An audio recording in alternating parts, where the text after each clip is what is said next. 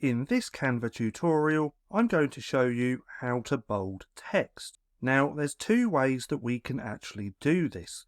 The first way is that we want to click onto the text like this. Then, if we come up to here to the left-hand corner and click this B button, it's going to bold all of the text. Now, we can do all of the text or just little segments. So, if we highlight bold or any text that you want, then click on the B button, it's then going to bold that part of the text. So that's one way that we can bold text. Another way is by using the effects.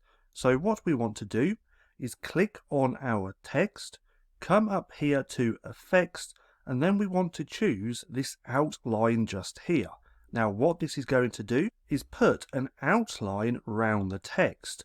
Now to make it look bold, we want to change the colour to match it up with our text. So what we want to do is click on this little square just here and then choose the same colour as our font. In this example, this is black, so we're going to change that.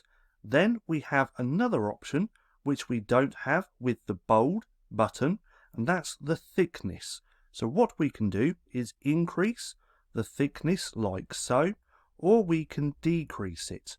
We can also just type in a number here. For this example, let's choose 50.